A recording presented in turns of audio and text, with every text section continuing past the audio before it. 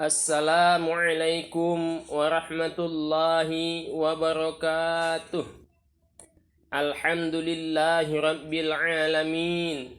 Wassalatu wassalamu ala ashrafil anbiya'i wal mursalin Sayyidina Muhammadin wa ala alihi wa sahbihi ajma'in.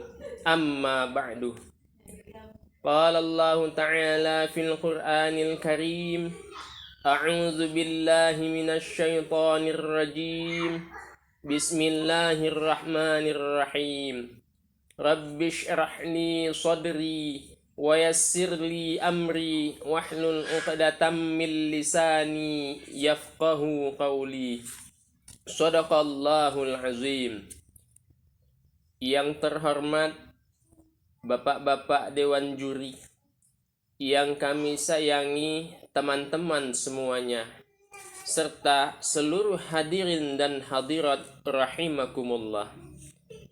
Pertama, marilah kita memuji dan bersyukur kepada Allah Subhanahu wa Ta'ala yang telah memberikan beraneka ragam nikmat kepada kita, khususnya nikmat iman, Islam dan ilmu pengetahuan, sehingga kita bisa senantiasa beribadah kepadanya. Kedua, sholawat dan salam semoga senantiasa Allah curahkan kepada Nabi kita, pemimpin sekalian para Nabi dan Rasul, yakni Nabi Muhammad sallallahu alaihi wasallam. Semoga kita senantiasa bisa mengikuti dan melaksanakan seluruh ajaran-ajaran beliau sallallahu alaihi wasallam. Pada kesempatan ini, izinkan saya menyampaikan ceramah agama yang berjudul Generasi Qur'ani untuk Kejayaan Indonesia. Napoleon Bonaparte, pemimpin Prancis masa lalu, pernah menyatakan, based on the principles of the Quran, which alone are true and alone can lead men to happiness. Yang artinya, berdasarkan prinsip-prinsip Al-Quran, yang satu-satunya yang benar dan satu-satunya yang dapat membawa manusia menuju kebahagiaan. Dari ungkapan di atas dapat dipahami bahwa mengamalkan Al-Quran, manusia akan bahagia. Begitu pula suatu negara, jika ingin bahagia, maka terapkanlah nilai-nilai Al-Quran. Dan untuk bisa terus berjaya, suatu negara harus betul-betul menyiapkan generasi yang kuat, yang dilandasi nilai-nilai Al-Quran. Dan memang Allah Subhanahu wa Ta'ala telah mengingatkan kita semua untuk membangun generasi Qur'ani yang kuat dan takut meninggalkan generasi yang lemah. Sebagaimana firman-Nya di dalam Al-Qur'an surah Al-Maidah ayat 9. A'udzu billahi minasy syaithanir rajim. Bismillahirrahmanirrahim. Wal yakhshal ladzina law taraku min khalfihim dzurriyyatan dhi'afan khafu 'alaihim falyattaqullaha wal yaqulu qawlan sadida. Artinya, hendaklah takut kepada Allah orang yang bila wafat meninggalkan keturunan tiada berdaya atau lemah, khawatir akan nasib mereka.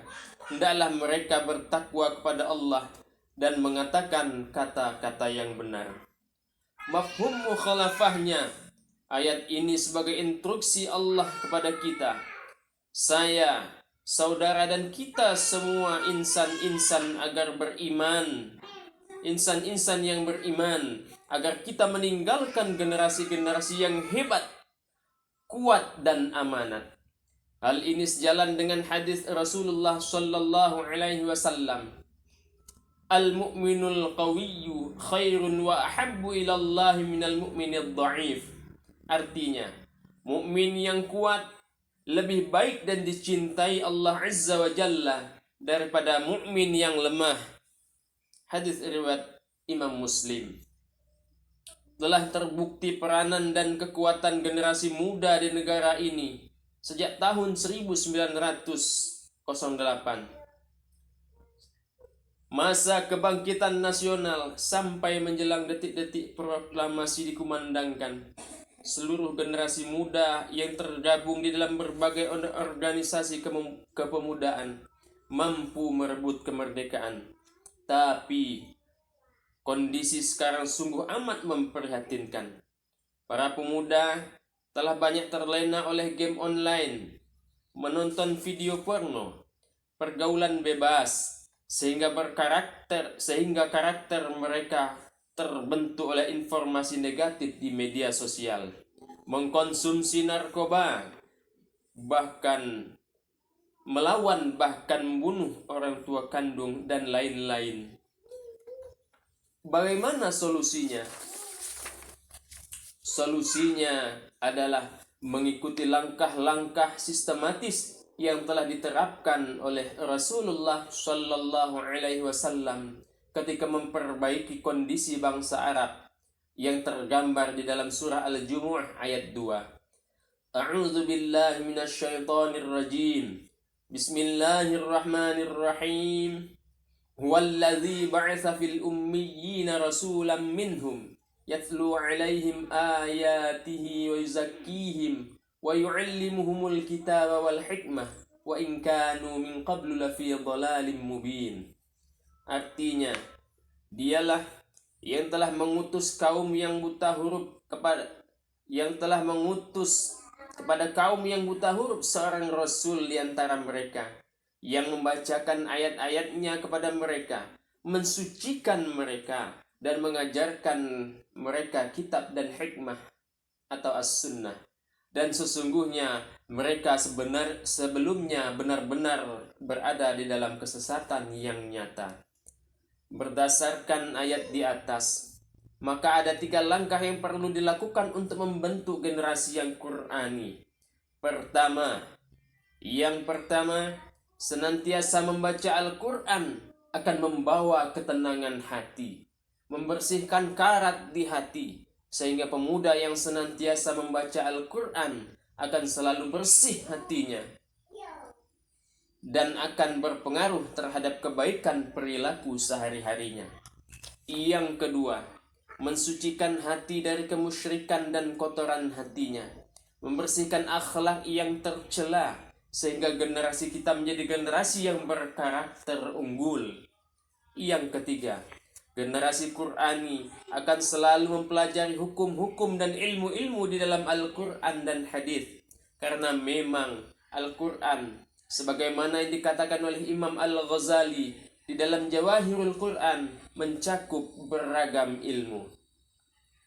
Di antara ilmu yang berlandaskan Al-Quran yang menunjang kemajuan dan kejayaan negara kita adalah yang pertama, ekonomi syariah. Ekonomi syariah adalah sistem ekonomi yang prinsip dasarnya berlandaskan Al-Quran, hadis dan sumber hukum Islam lainnya. Perkembangan ekonomi syariah di Indonesia ditandai oleh perkembangan bisnis lembaga keuangan syariah seperti Bank Umum Syariah, Bank Muamalat Indonesia, Bank Syariah Mandiri, Bank Syariah Mega Indonesia, Unit Syariah Bank Konvensional, BPRS, BMT, Takaful, Pegadaian Syariah. Kemudian yang kedua, pendidikan Islam. Pendidikan Islam Indonesia mengarah pada pendidikan integralistik yang berpandangan bahwa manusia merupakan pribadi jasmani, rohani, intelektual, perasaan, dan individu sosial. Secara umum menyatukan dan menyelaraskan kehidupan dunia dan akhirat. Maka melalui pendidikan Islam inilah di berbagai lembaga pendidikan Islam muncul beragam jurusan seperti ekonomi syariah, kedokteran, matematika, sains dan teknologi, hukum, psikologi, sosiologi, dan seluruh cabang ilmu sudah mulai diajarkan di berbagai lembaga pendidikan Islam. Akhirnya, dari uraian di atas diperoleh kesimpulan. Yang pertama, di tangan generasi mudalah kelanjutan dan kejayaan bangsa Indonesia. Yang kedua, generasi yang mampu membuat Indonesia jaya adalah generasi yang tauhidnya kuat, ibadahnya taat, akhlak dan karakternya bermartabat. Yang ketiga, bukan hanya pandai membaca Al-Quran, tetapi generasi Qurani juga mampu memahami Al-Quran dan mampu mengaplikasikannya dalam seluruh aspek kehidupan. Saya tutup ceramah ini dengan pernyataan seorang orientalis barat, Hargib, dalam bukunya Whether Islam menyatakan, Islam is indeed much more than a system of theology. It is a complete civilization. Artinya, Islam sesungguhnya lebih dari sebuah agama. Ia adalah suatu peradaban yang sempurna. Demikianlah, jika ada kesalahan dan kekhilafan terhadap kita sesama manusia, saya memohon maaf. Dan kepada Allah Subhanahu wa ta'ala saya memohon ampunan. Wabillahi taufiq wal hidayah. Wassalamualaikum warahmatullahi wabarakatuh.